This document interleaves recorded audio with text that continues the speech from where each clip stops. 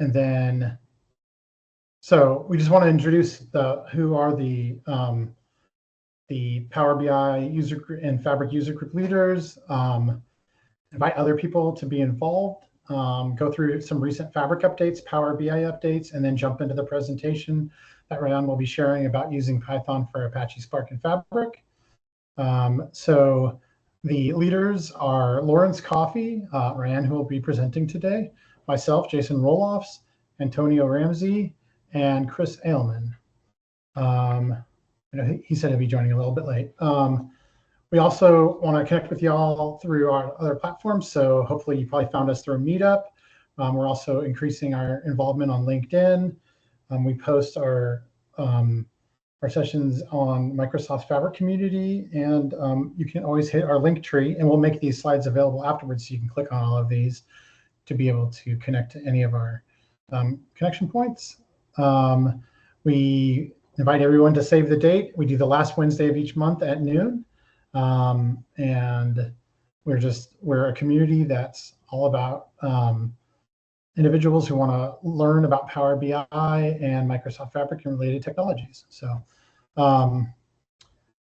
where you always look for future speakers to present. So we have a volunteer speaker request form that we asked to be filled out. We had a number of topics of interest that were identified in our most recent survey. And our next session will actually be on the data modeling and transformation items. So we really do try to listen and be responsive to what people are needing to work on and address. So recent changes that have come up in the last month with Fabric is that the runtime 1.3 reached general availability. It's a major upgrade to the Apache Spark-based big data execution engine, and that powers both the data engineering and data science workflows. General availability, so we should see improved performance with those. They've also updated their billing structure that's going to go live actually on November 1st to help reduce the pricing of using Copilot and AI features in Fabric. And so, yeah, a 50% reduction in the consumption rates for Copilot starting in November 1st. And they also recently are introducing a new certification exam, the DP600, which we had done a former presentation on that I had done because I have that certification. They're changing that DP600 and making it include more streaming and event house. So it's going to add the KQL, and it's actually dropping out some of the data transformation, and that's actually going to be in a new certification, a DP700 that's coming. So along with our sharing out the slide deck and the presentation that Ryan will be sharing, we'll also give you a link about that change. So you can, if you're interested in either of those certifications, you can learn more. There's a really good thought leader on LinkedIn, Abu Bakar, that does a lot of he does a lot of like posts on that and whatnot. So we'll share out that link to that news. For Power BI, one of the updates is that they're now supporting live edit of the direct lake models in the Power BI desktop. So previously you couldn't do it through the desktop, you could only do it online. So enabling that change in desktop lets you update the semantic models and improves the data modeling experience, and allows you to export it to a Power BI project. And they also announced the retirement of real-time streaming. So you can see in their certifications that they are pushing real-time streaming in Fabric now, and they're actually retiring it from Power BI's platform. So you won't, starting on Halloween, you won't be able to create any new semantic models. They are, if you have existing streaming semantic models, they are supporting that, but they're looking to try to transfer people off of that. So your existing semantic models will work, but you won't be able to create any new ones. They also recently added a new list slicer that's gone into preview. So that should be a new item that you'll see when you update. And then and they've also done enhanced Power BI report creation with Copilot. That's also joined public preview. So, so it looks like they're kind of reconfiguring some items, moving streaming strictly up to Fabric, and still supporting Power BI with some updates, but honestly, not as much as happening in Fabric. Yeah, I feel like it's a big movement towards Fabric. Yeah. And like trying to reduce the functionality in, especially the duplication. That's the function you can find in both of them. Yep, exactly. So, and to that end, like Ryan's going to help us like learn how we can use Python and with Apache Spark in Fabric. So, Ryan, if you could take it away, that'd be great. I'll stop sharing. I'll share from my side.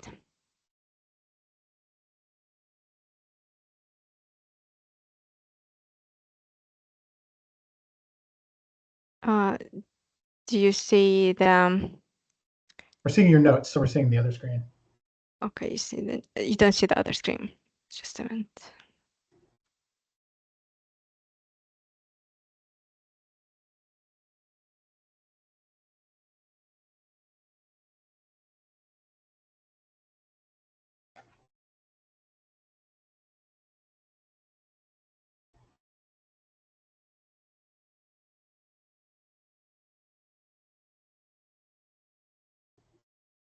Awesome.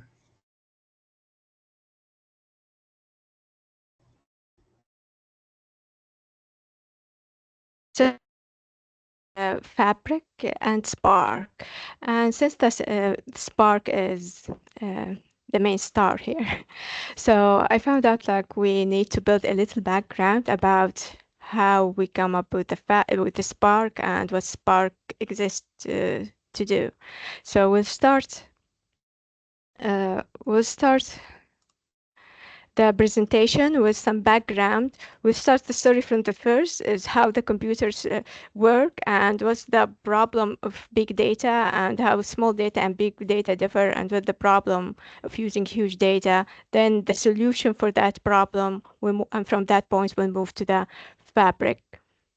At first, like in general, any computer consists of three parts, which is the random access memory, the RAM, or the temporary storage. This is a small idea about it. Or the second part will be the CPU or the central processing unit, which is the brain of the computer, which the part could do everything in the computer from processing, transferring, loading. CPU does everything. And the hard disk is the storage, the permanent storage. The simple idea is that we store our data in, and when we finish processing, we store it back to the same place there. So whenever we upload any data or file in our computer, what will happen of this file or data will be loaded to the RAM, which, as you said, it's a temporary storage place. Our data will be loaded there. Then the CPU will come and make its work from processing, from do everything you needed. Then when you finish, the data will go back to be in the permanent storage. And that's and now this part where we say like the data was loaded in the RAM, it's two more main points that the size of this data that we loaded to the RAM and the size of the RAM. So if we have the normal size RAM for laptop or computer, and we have a small, for example, text file is like 10,000 or CSV file, let's say 100,000 row, it's still considered small because we can load all that file in the RAM, make the process, send back the data to the hard drive. However, this process will be decent and fast. But if our data, for example, if this file is, let's say, 10 megabyte, it's a huge file, our RAM will not, you can't load all that amount of data in your small RAM of your laptop. So what your computer will do is generate batching this data and taking part by part to do the processing and generating what we call virtual memory. It's more complicated process, but in a simple way you can imagine it of like batching the data, waiting until each of this batch of the data finish and storing in the virtual memory. And this process will take forever. And that's what happened when your computer is freeze because you uploaded big file. And that's what we call the problem, the big data problem. The definition for big data is vary. There's a multiple definition, but in general, a simple idea, like if your data is freeze when you upload it in your machine, it's considered, so it will be considered big data because they work with your machine.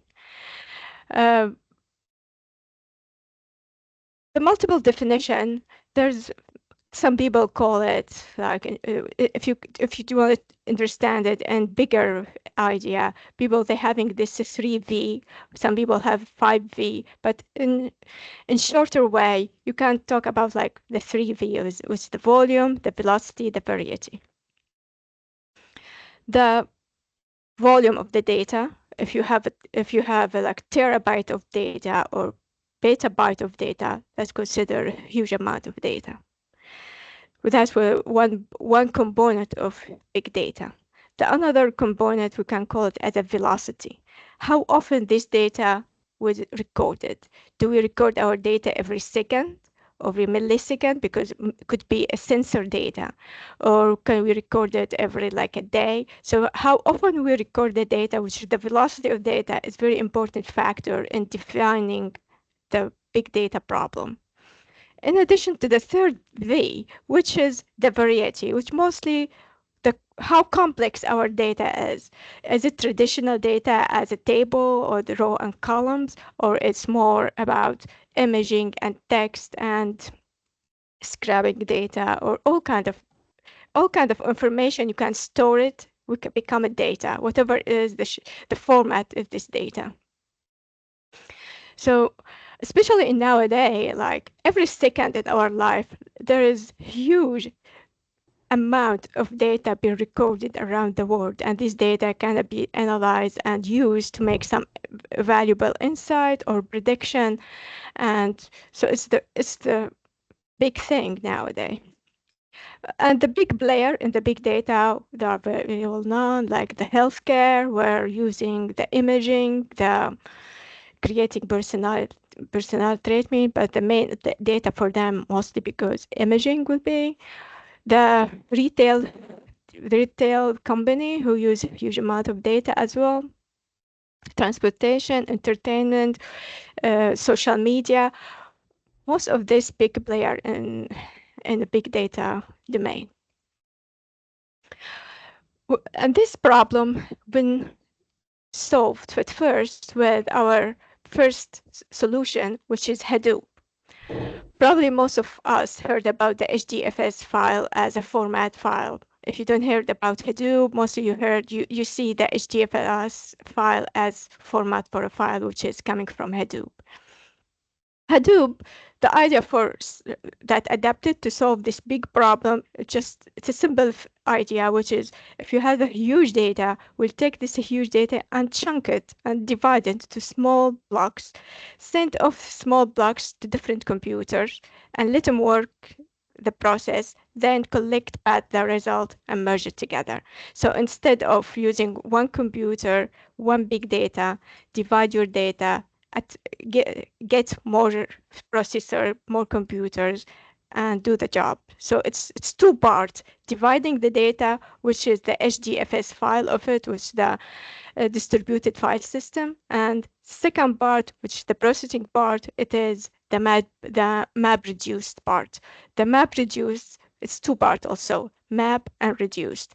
The map is making the process. For example, if we ask the computer to count the line of this, count the word of this file, what the map will do will count these words. And the reduced part will shuffle this data, organize it, and merge it together. So that's the map reduced of it.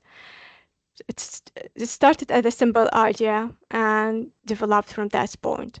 And as you see the figure, how there we have master computer and smaller. The master computer is like you can imagine as the manager, and it's manage all the small worker. This small worker, it is the nodes. We call them nodes or worker or slaves, depends which domain you are, but all of them the same concept. That's small computers doing the job. Then the master, it's the one collect back the data and manage of these small computers. The thing about HDFS, the first thing when divided the data into a small chunk, that they have a specific size of chunk here is 128K or 256K, so the megabytes, sorry. So it has a standard size, and it's replicate the data. After we divided the data into a few blocks, each block will be replicated 3 times in case we lost the data, so we can restore it again. And this is big advantage for Hadoop. This is simple idea about Hadoop, but Hadoop solved the problem, but it has a few disadvantages. So one of the disadvantages of Hadoop habit, for example, the vulnerability. Vulnerability means like it's susceptible for people to attack it through like cybersecurity or cyber attack because of what's written in Java, and Java very fancy and well non-efficient language, but it's susceptible for this kind of thing. So consider the vulnerability high in Hadoop. In addition, they're having a little, there's no security setup included with Hadoop. So you need to you have to manually implement a security measure, usually Kerberos, for this authentication and security. And this is also a disadvantage for Hadoop. Though like they use another measure, another rely on the Kerberos to do that, but Kerberos is a little complicated. It's not like straightforward. You have to be more expert to work with it. So this lack of security or considered disadvantage as well. And the other big thing is only Hadoop is very efficient, but for batch processing. Doesn't work with real-time processing. It works for big batch because it's efficient for with big size chunk. As we say, like the smallest chunk we can use it is 128 megabyte to 256 megabytes. So it's considered big. So and Hadoop is work better with large file and small number of file more than small number of small size of that file and more file. So and that's the idea with the chunk. They prefer big file but less number of file than small file and big number of files. So this is, and all this disadvantage of Hadoop make it a little, especially for everything clouding or online, where we and in streaming, which we have, you need like small files and multiple files, make it struggle in this case. And that's what Spark exists to solve. And that's why this is the most important step, important component that Spark at first solve. It came to first to solve the speed. Hadoop is fast, but to work with tons of files, you need to be faster, especially with social media data, especially with real-time streaming and analyzing. And the other thing they came to work in it is besides the speed, which is the most the map reduced part of it. So mostly it's focused in the map reduced, because the map reduced in Hadoop, depends on, so after the first part map, which is makes the solution. What Hadoop does is they will go and save the data in the permanent or in the hard disk. Then when the reduce will happen, the reduce will read the data from the hard disk. So in this way, we slow the process. What Spark does is we don't need to, in between these steps, we don't need to go and save the data in the hard disk. We still work, all the work will be in the RAM, in the temporary memory. We don't need middle step where the data stored in the hard disk. And that's what happened. But that include when you want to do all the work in the RAM and do all the process in the RAM, that means your RAM should be big enough. And that means the expense will be a little bigger. But it's in the end of the day, it's balance. You have to balance between how much you wanna pay for your RAM and how much you wanna care about your data. So Spark started at 2009 as a project for University of California, Berkeley. Actually start as a research project, start with Mathieu Zara, and that's how all the projects start. The goal was increase the velocity, and they increased the velocity. Now the Spark velocity 100 times faster than Hadoop. And since that time, the Spark moved very fast. It's the star of the software. It's between 2009, 2014. It's just in 5 years, it's become the must-have. And it moves from project from 2009 to be open source in 2010. In 2013, it's become part of the Apache Software Foundation. In the same year, 2013, it's the founder of it started the Databricks. If you're familiar with the Databricks work with Spark and open it's big data. And in 2014, it's become top-level Apache project and Spark set the world record by sorting 100 terabytes in 23 minutes, which is a big thing in 2014. So it's a very fast start. Does that record still stand, or is it? I think it's broken. Yeah, I'm sure. Like computational moving very fast. So 2014 considered aged now. Yeah. So the main thing, if you want to say like people think Hadoop is done because Spark exists. No, Hadoop still exists and Spark exists too, and both of them work and more efficient in different domain. For Hadoop is still active in archiving data, and most of the data shouldn't be instance, or you don't need like real-time data. Hadoop still work very well for that because it does the job with batch data, big amount of data. We don't need it like real time and will be cheaper. While everything with real time, with streaming, with instance result, you need the Spark because that's the purpose that Spark exists, is to do the real time, so in general, it's high cost comparing with Hadoop, 100 times faster, and provide more while like Hadoop better in authentication. That there's basic thing very it's Spark. It's easier to use and it's user friendly because you can work with Hadoop with multiple programming language. You can use it through Python, through SQL, through Scala, through Java. But Hadoop, you have to be expert in Java to work with it.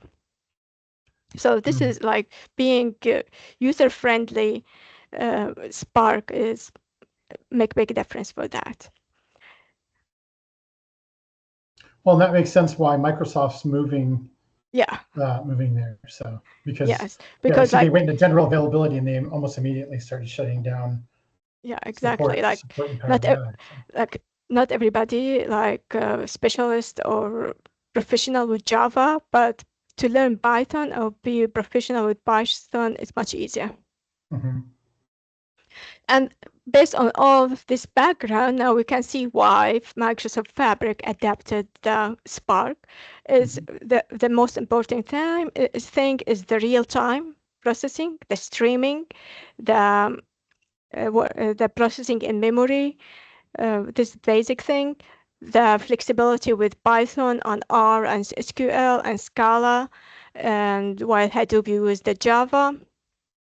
The type of the integration with the data storage too is very important for with the Spark 2 using the data lakes or the structure, the data lakes of the lakes house too. Mm-hmm. So that's why like it's check all the box. So now is what's Spark itself? Like what's Spark component, or we call it Apache Spark. We should call it Apache Spark here. So Apache Spark in general is you can you can even this picture can summarize this idea that it's like the Swiss Army knife that you're using in the data processing. It has everything. It has the Spark SQL, it has the graph, it has the machine learning, it has the batch processing, the real-time processing. So the query, the imaging, it has everything there, and with big data. So that's why it's very important to know how Spark work and to be applied.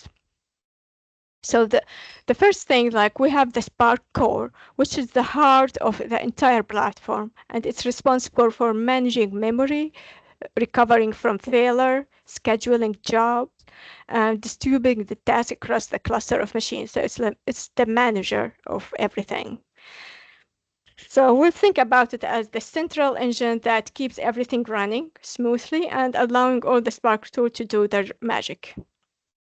We have after that, in the top of that, we have the real-time data, which is the streaming, mostly like image processing, live data from social media to uh, Internet of Things sensors to streaming, everything can work there. Next to that will be the Spark SQL, which is the bridge of the word between traditional database and Spark Power, and lets you let the user use the SQL query in the massive data. Like SQL is though like it's been here like 50 years, but it's here and probably will continue for future.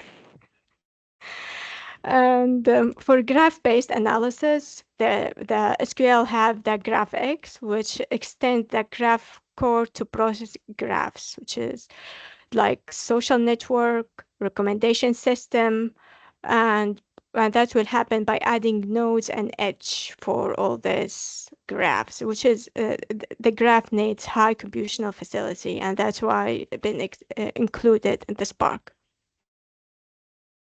Finally, we have the ML Lab, which is machine learning library. Whether you will build recommendation, you will make prediction, you'll need ML Lab Spark because it will do the job and you scale your results and you can train you can train your training data no matter how big is it. And you can get all this thing in one platform, which is Spark. And you can do both, actually, the batch processing and the real-time processing. You can benefit from both of them.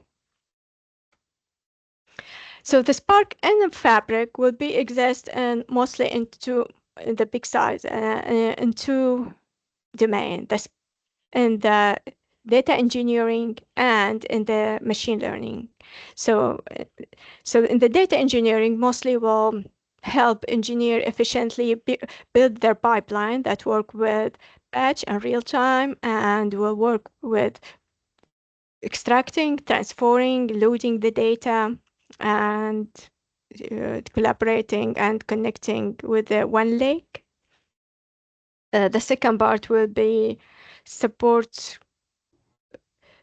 all kind of like pipeline either in the same time, like in either a batch or in real time, and integrating with the Lakehouse regarding the analytics. So it's very useful, especially like this extract, transform, load. It's basic thing for uploading your data, clean it, structure it, make it ready for your next step for your machine data, machine learning step. And the machine learning step we're gonna be used with will make your life easy with exploring your data, training your model, work easy with other team because we use notebook. So basically in machine learning and with Spark, you can use the notebook, and the notebook will allow you to build collaborated project where everybody can work together, adding some idea, make the process, and will be much faster. And we are connecting with the data engineering syllabus is connecting to each other. So to start with, how we kind of first now is we want to set up our Spark and in the fabric. So the computational part of Spark is, we call it the Spark pool. So where we have the processing node and the cluster where we build our cluster and processing node. So if you're not familiar with the cluster and processing node, the cluster usually combine the processing node. The node, like we said, you can imagine the node as the computer that we use. Instead have you one computer, now you have a cluster full of computer to be used. But this is in a platform like Fabric. Usually when you have your membership or subscription there, you will be offered a specific amount of computational facility, and will set up for you as a user. And that's what you have to explore it in these points. So how many cluster you have, how many nodes you have, and all that we call it the Spark pool, where if you go more, if we wanted to explain more simply what the Spark pool have, we'll get like the head nodes and the worker nodes.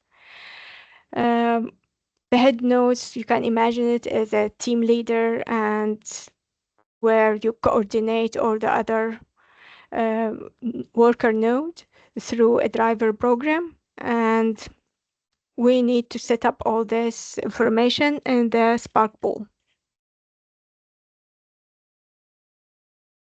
And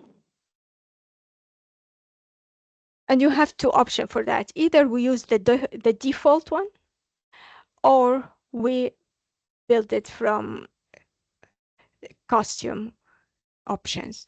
The starter pool, which is the default one. If you go to our workspace in the Fabric, and you go to our workspace in the Fabric, you go to the setting, you will find in the computer engineering part, if you go there, if you go the data engineering science, will find options to for starter pool. So we'll go at the first step, we'll go to the workspace setting. Next step, we'll go for data engineering part. Then in the setting here, you find Spark setting. The first one will be the pool, and here we're gonna choose either starter pool, which the default one. The default one will be medium size, and number of the node will be 1 to 10. This is the default one that it's been assigned to you as a default. However, you can change it by check this pen for editing, and you can change the name, change the size of a node, decided can be auto scale or dynamic allocation. Like that means like it will be based on the data. If you have a big data, you can increase number of the node or decrease number. It depends of like the software. The code itself will decide it when they allocate or not. And what's the maximum number of the nodes to allocate. All these options you can decide it in this point. The second thing, if you can build your Spark by yourself, not using the default one, will go instead of choose the starter pool, will use the costume pool, and we'll do the checks step by step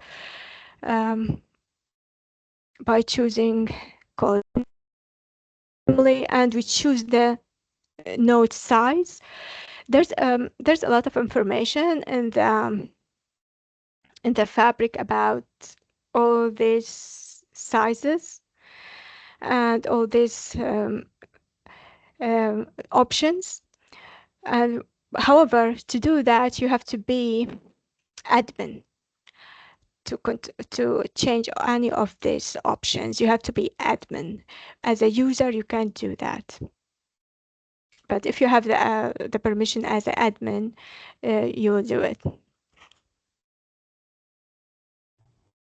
And the reasons that you might want to do this are because you're having issues with processing not happening fast enough, or yes, it depends of your data. Like if you get the default one, it might be your data is bigger than the size they offer you. Or your project is not that big and your data is small. You don't want to waste a lot of like computational facility for less data. So you can make it allocate or dynamic allocate executor to be sensitive to the size of the data. But in general, to do all of this, to change all of this, you need to be admin, and because usually you are allowed only to use as a user the default one, changing a little, but to do more than that, you have to have admin permission. And do you after know? that, Oh, sorry, go ahead. and after that, probably you need to you need to rerun your workspace so you can update the facility you added, or you say, because the workspace will be built on the default, and when you change it, you need to update your like rerun it again so you can take the new facility setting. But again, mostly admin can do that. Right. Do you know, does the starter pool scale with the size of your capacity? Because you will set up these parameters, but there with the auto allocation and the auto scale, I think could be if you don't use, if your data doesn't use all of them, they don't use them. So it's allocate with how much your data been divided, and because there's one options too, it's not I didn't get picture of it, where you can decide how size of the chunk, you see. So you can do that in multiple ways. Either you work with the allocation based off the big size, or you can play like that's the smallest size of chunk I want. Based that you control it. So there's multiple ways to control that. But I don't know why in this part of Fabric is very controlled by the admin. Maybe it makes sense too that yeah. They don't want to be running big charges, overage charges and whatnot. Yeah. Yes, yeah. Sometimes you might go overcharge for that, or you use more nodes that you don't think you have it. You don't have it. So after we set up now, after you set up your computational facility by the Spark pool, you'll now the next step will start your code. Usually in Fabric, Fabric start. They adapted the notebook. The notebook is very very necessary and interesting way to collaborate on the project and writing code, and it's very necessary to be familiar with, because your life, believe me, will be much faster and easier, especially when you're trying to work with visualization and create like instance insight. That's very, it will be very useful.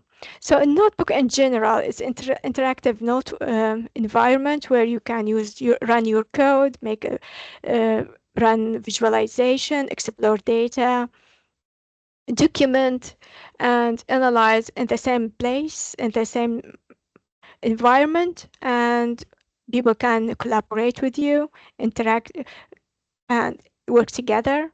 Um, Can you show most of that the notebook slide? oh sorry Awesome. oh Keep sorry going. okay, yeah. Okay. Um, most of the platform, they have their own notebook, like Colab, they have notebook. Jupyter, they have notebook. All the they have the same functionality with the slight differences. Like sometimes the differences, you don't notice them, but they exist. But there's slight differences. But uh, Azure, they have notebook, Databricks, that notebook exists in all the platforms. So, and they're having the same concept. You have code, you can document, you write your comment as a text, you have visualization. So it's in this way, and the benefit is big. So we don't need to have to go over them because there are many benefits for that. And but let me make some comparison between, for example, the Colab, which is the very famous notebook, and the Fabric. The Colab notebook, which is if you just have Google account, you can have Colab notebook. Just any file with any file or notebook with ending IP Python. So right click in it and say open with Colab, and will open as a notebook. And you can download any notebook from, for example, websites, or you create your notebook and you upload it to your Google Drive. Open it in Google Drive. I open with Colab, and will open there. And there is the Colab offered you free uh, free calculate CPU to work with. So similar to your computer would be. So they will run in CPU, and I think they're having like higher thing, you have payable thing, but the free version is efficient, and to make processing it's enough. Like as long as you don't need GPU, so the free version is good. And this is the comparison between them. Both of them are cloud. Both of them, they need to be online. The difference though, also like Colab, we work only so far with Python, while Fabric, we use the Scala, the Python, the R. But for example, the notebook I will work with you in the second, we'll open it in Colab because you can run it there for free, and you can practice by Spark by yourself and learn it, and then you work later on. You work with Fabric in it.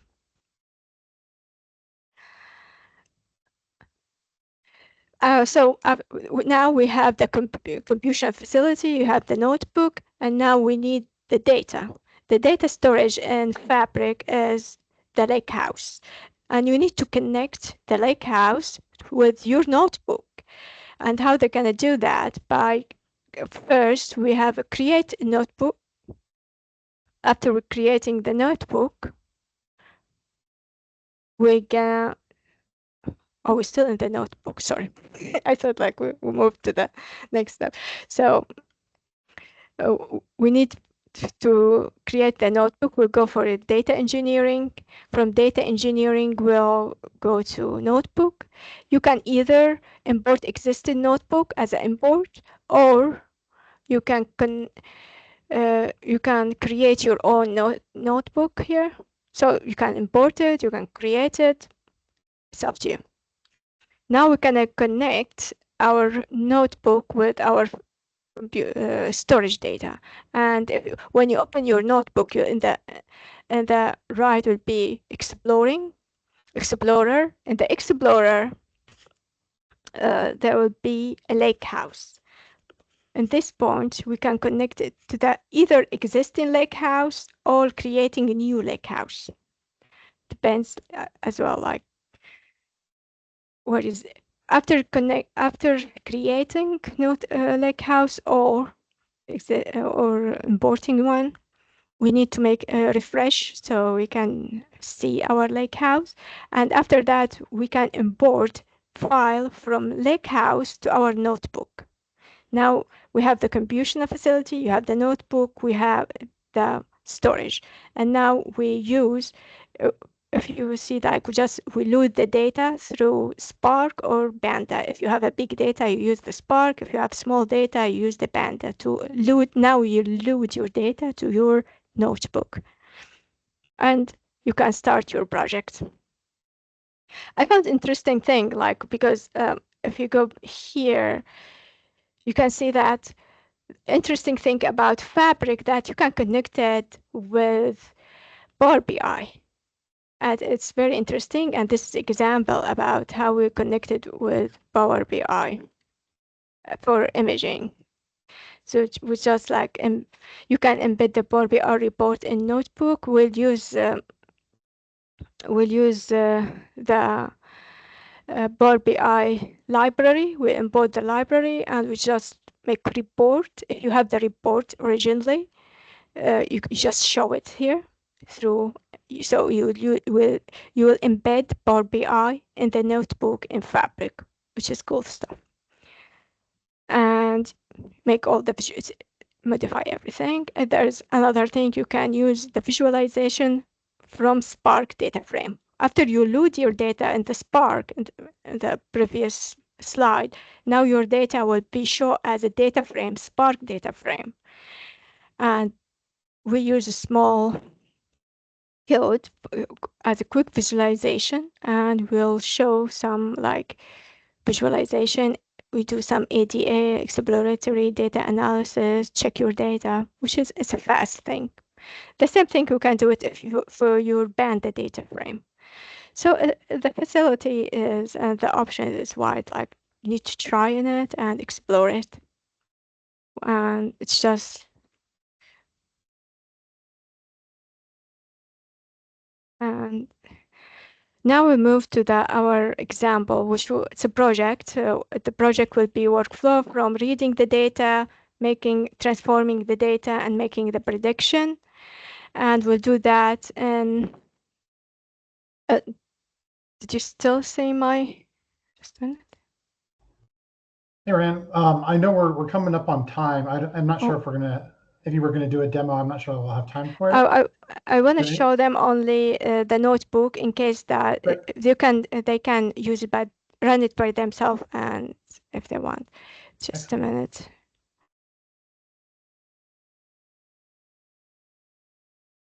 But stop sharing.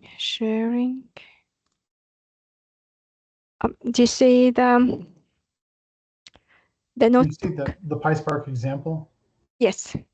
It's note. Yep.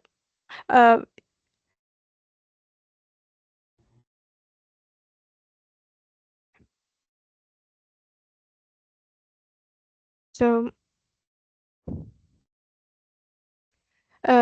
this is the collab, and it's simply this is my Google Drive, and this is the file, which the format would be IBYNB, which is this is the format for notebooks, all the notebooks.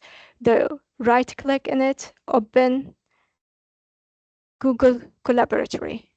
We'll open Collaboratory and we'll open for you. This is the slide. First thing you need to, because we are not in Fabric here. In Fabric, you don't need to install PySpark because it's already there.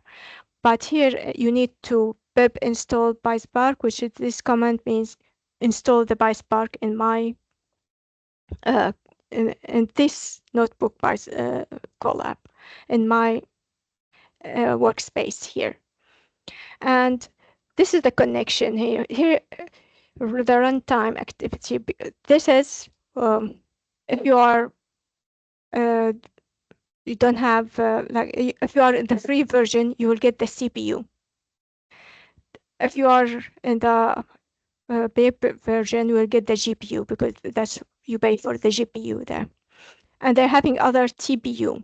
TPU, I'll show you the difference now. The CPU, that the difference will be in the how many core we're gonna use for processing. So for processing, the core, you can imagine it as a computer, so facility computer for you. So for CPU and the Google, you use the library multiprocessing to see how many process we can use in the process. And we for the CPU we have 8 cores, which consider 8 computers. With TPU 96, and for TPU, the last options here, it's 96 cores. So you can divide your data every time for 96 core. And this is for TPU version 2.8. And it's very, very efficient. Like imagine have 96 cores in your environment. The others, yeah, even the 8 cores is not bad. Then the next step, the next step here, we're gonna initiate our Spark session where the computation can happen. Spark, this is initiation. It's already done in the fabric. In the fabric, you start from this point, from reading your data from here, from reading your data as a zip file, for example, in this case.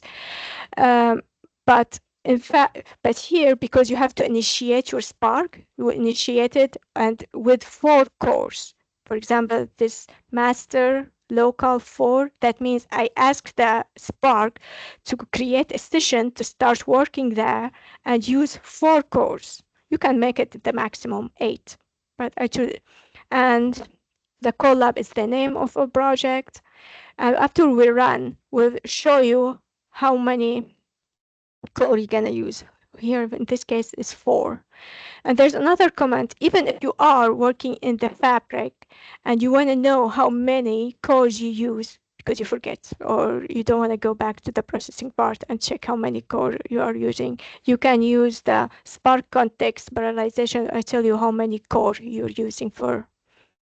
The next step, this is how we set up the Spark in our Colab, and the next thing will import our data.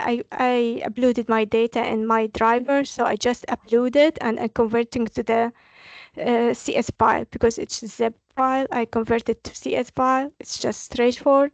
Then I can show, and then I read the data in the Spark from my account, and now the data is data frame in Spark. We shouldn't be confused between data frame in Spark and data frame in Pandas. Both of them data frame, but it's slightly different, but the same concept, like tabular data. But the difference here, like when you use, for example, print schema, you can see the schema of all your data. For example, the longitude, the longitude, the latitude, the housing, the population. So each column will have the schema, what kind of data, doubles, text, whatever.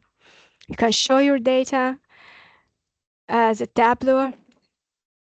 So our database is about housing in California. It's from Kaggle. You can download it from Kaggle. I left you the link to download the data and save it in your Google Drive.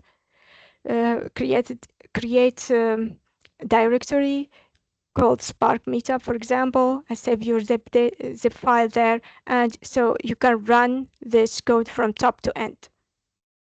And whenever, I don't think we have time to go through all of it, but it's containing that first part, reading our data as a CSV, converted to data frame.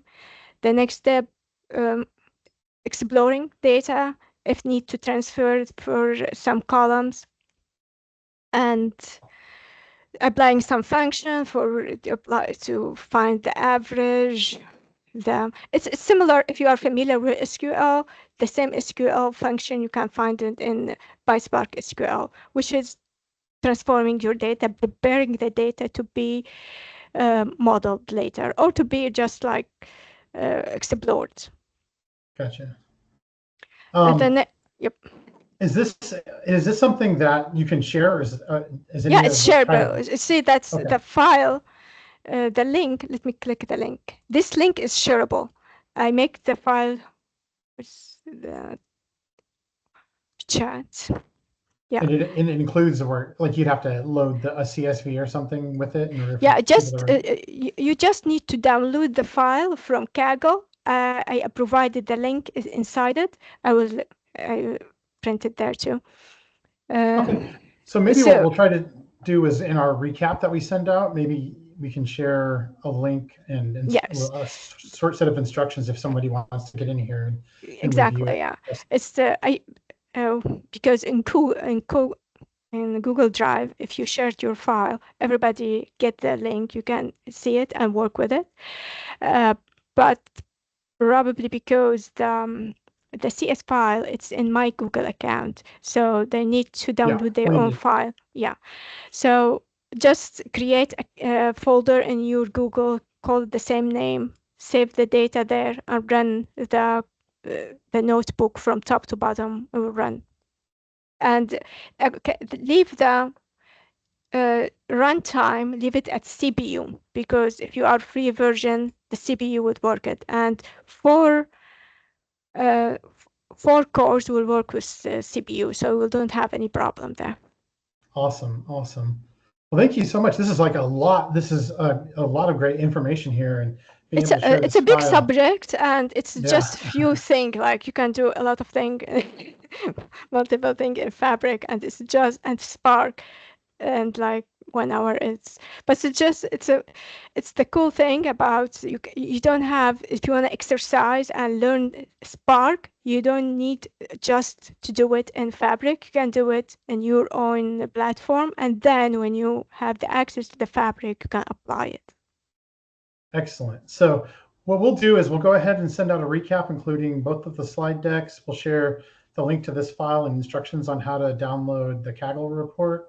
And also, if you're okay, Ram, I'd love to share your LinkedIn if anybody wants to reach out directly to you. Is that okay? Okay, yeah, sure.